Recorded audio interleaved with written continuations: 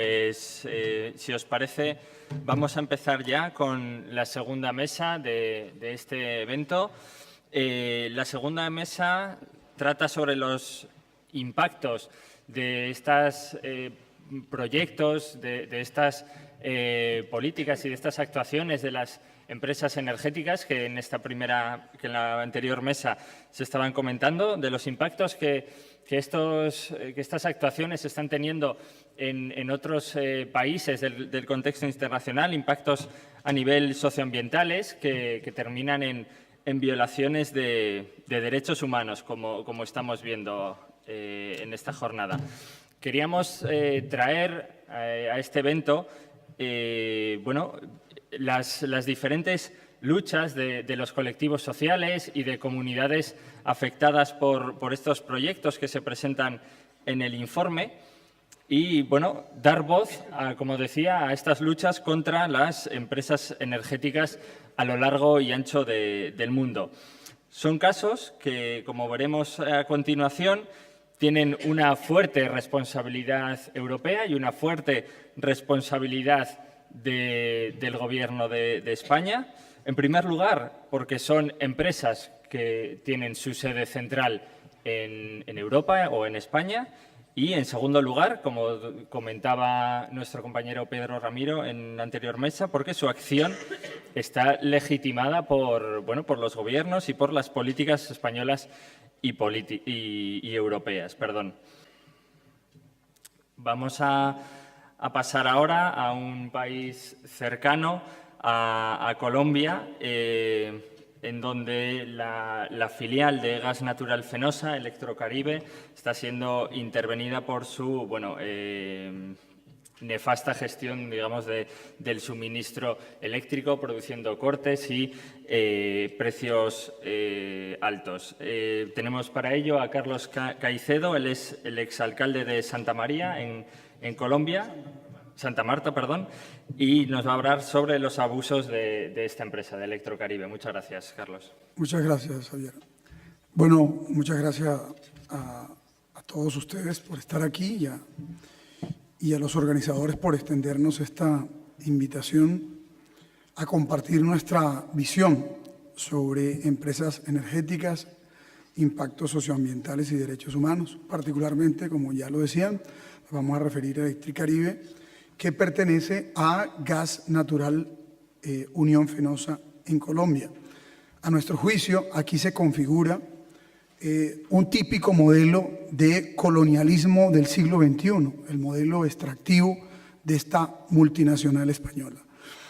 Colombia es un Estado social de derecho organizado en 32 departamentos con 48 millones de habitantes y la costa caribe representa básicamente el 22% de la población.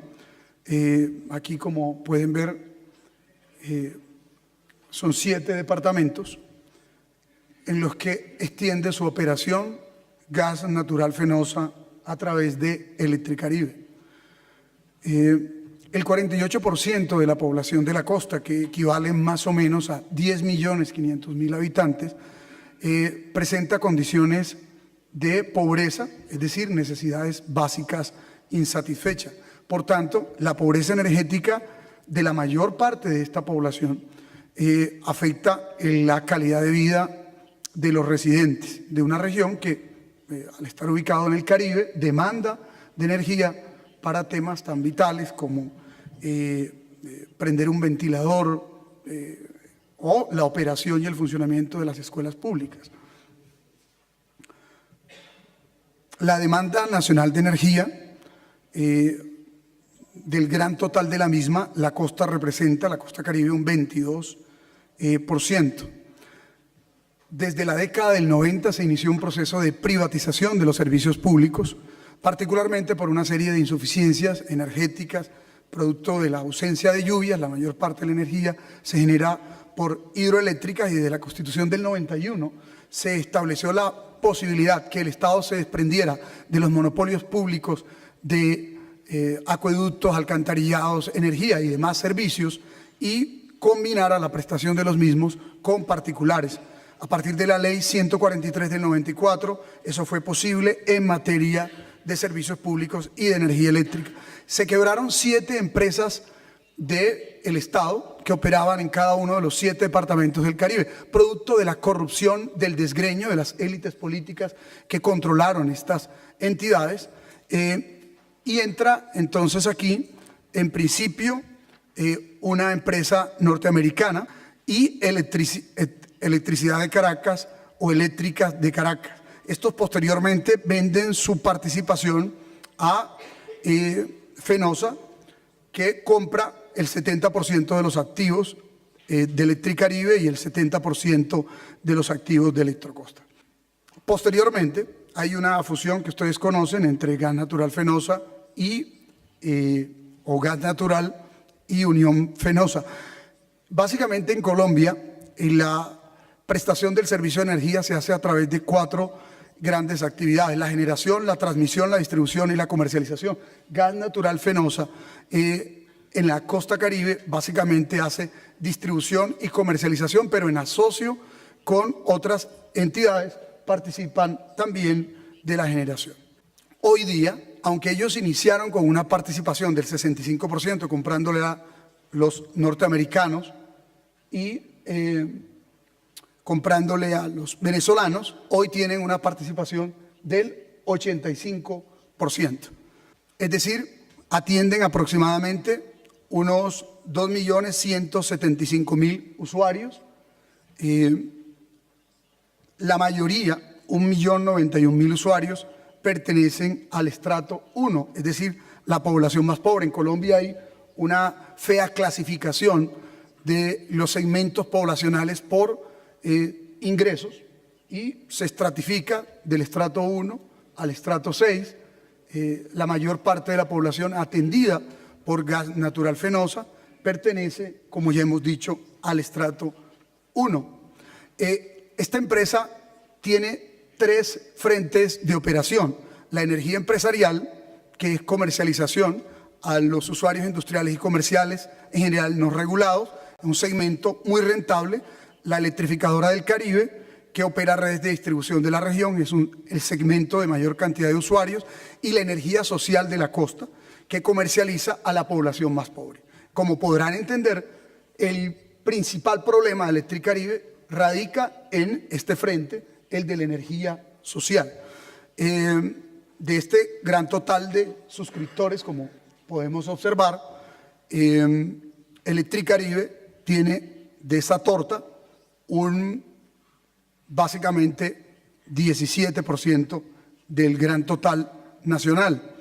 Es, entre otras cosas, la empresa más grande del sector privado que presta el servicio de energía, ya que la mayor parte de las otras regiones colombianas es atendida por empresas públicas. Por ejemplo, Bogotá y Medellín son atendidas por empresas del Estado, con lo cual se demuestra que el Estado en esas grandes ciudades sí puede prestar un servicio de calidad. Sin embargo, en las regiones periféricas, como el Caribe colombiano, la prestan es a través de esta multinacional de pésima factura. Aquí podemos ver entonces, con pruebas concretas, dónde están los problemas de la empresa. Electricaribe suspende promedio en los departamentos de la costa 9 horas el servicio, y si utilizamos el indicador Saidi, las duraciones entre el 2012, como podrán observar ustedes, al 2015 pasan de 82, 75, 83, 93.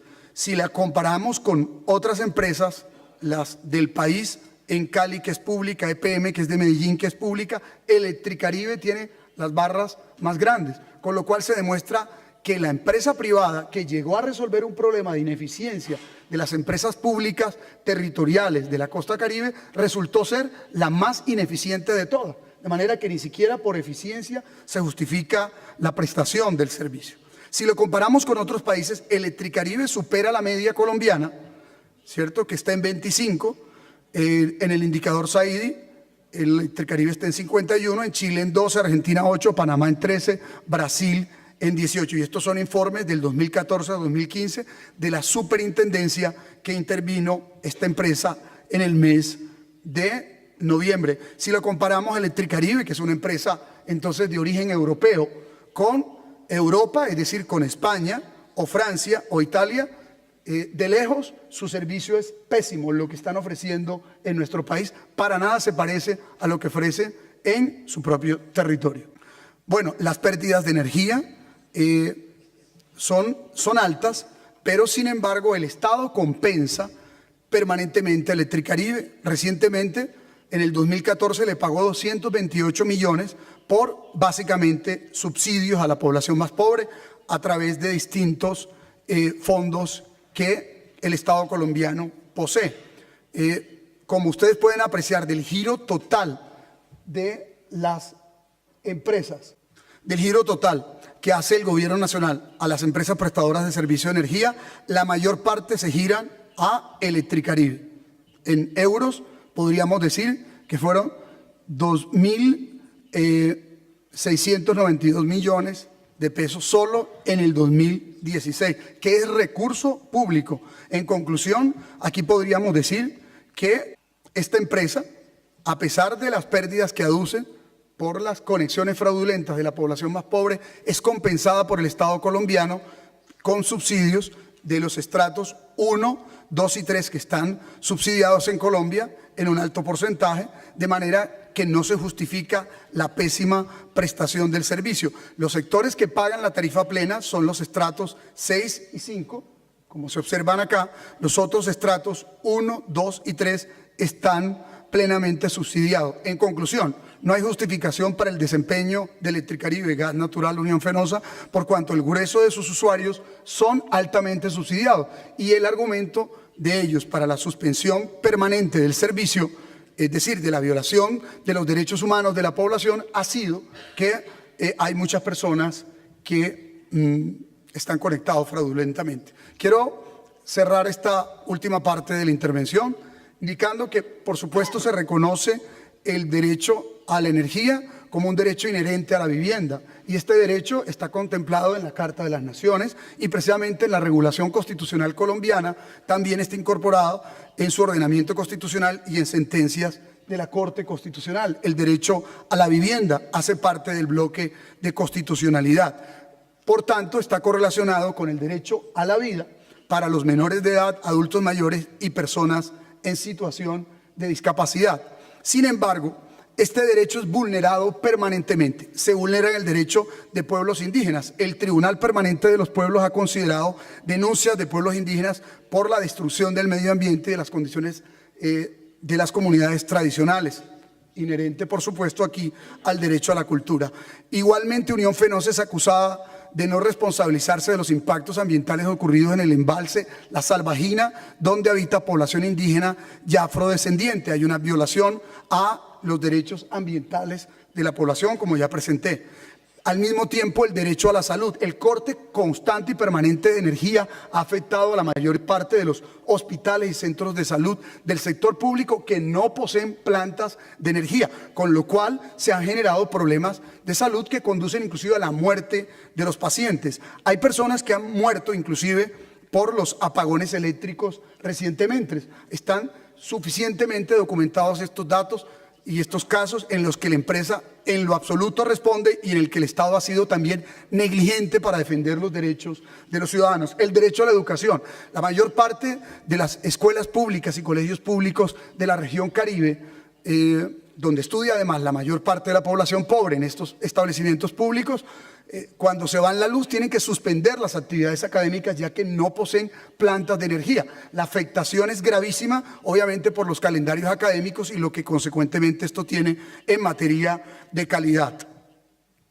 El derecho, por supuesto, al acceso a la tecnología, sin aire acondicionado y sin abanicos, inclusive es imposible, en buena parte, con más de 30 y 35 y 38 grados, vivir en las viviendas en condiciones precarias o inclusive trabajar en distintas entidades. El derecho a la información, el corte regular de energía afecta el acceso de los ciudadanos a la información, pues obviamente no se puede ver televisión, no se puede acceder a internet con los constantes y permanentes interrupciones. El tejido productivo se ha afectado, no solamente hablemos de las grandes compañías que sabemos que tienen obviamente un proveedor distinto, sino además de las pequeñas y medianas empresas que no tienen plantas, la comida, cómo se descompone en los tiempos de suspensión del servicio en las tiendas donde se venden los alimentos para la mayor parte de la población.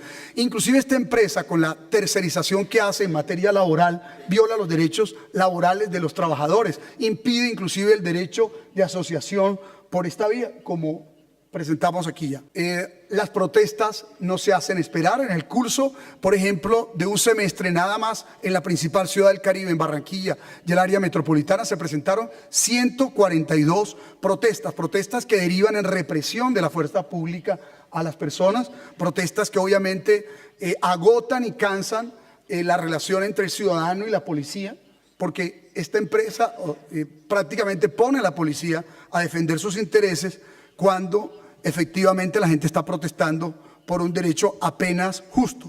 Bien, finalmente, todas estas situaciones conllevaron a la intervención de la empresa, una empresa que además tenía una obligación, y es invertir 1 billón de pesos colombianos junto a 3 billones de pesos que el gobierno colombiano debía invertir para el que se denomina Plan Caribe 5, y finalmente Unión Fenosa lo incumplió.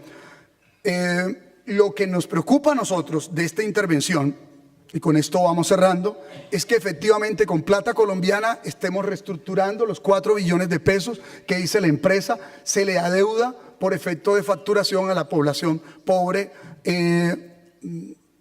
regulada, es decir, las personas que no pagan la energía de estrato 1 o 2 o los de energía social.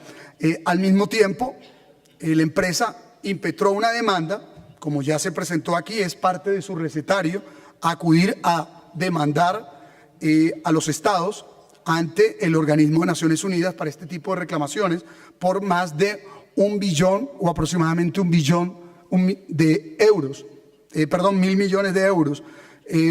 Esto sin duda alguna es insostenible. Por tanto, la propuesta nuestra es que no se reestructure esta empresa con dinero público, y si el Estado avanza en la reestructuración de esta empresa, sea para nacionalizar a Electricaribe, de manera que cese la presencia de Gas Natural Unión Fenosa en la operación del servicio de energía en la costa caribe colombiana por reiteradas fallas en el servicio, por la ineficiencia en la prestación del mismo, por la mala calidad, por el alto costo de las tarifas, por la violación sucesiva de múltiples derechos humanos, de manera que el Estado recupere el monopolio público en la prestación del servicio de energía, que se haga una evaluación de los activos, que eventualmente se considere qué fue lo que ellos invirtieron, que a nuestro juicio ha sido muy poco. Promoveremos la movilización ciudadana para reconocer el agua y la energía como servicios públicos estratégicos que garanticen derechos fundamentales a través de una iniciativa popular legislativa. Esperamos estar impulsando este proceso en los próximos meses y defender el derecho a servicios públicos de calidad a costos accesibles, poniendo fin a la pobreza energética a través de este monopolio privado que definitivamente está afectando la calidad de vida, el desarrollo productivo y el tejido social y la violación de derechos humanos de nuestra región. Muchas gracias.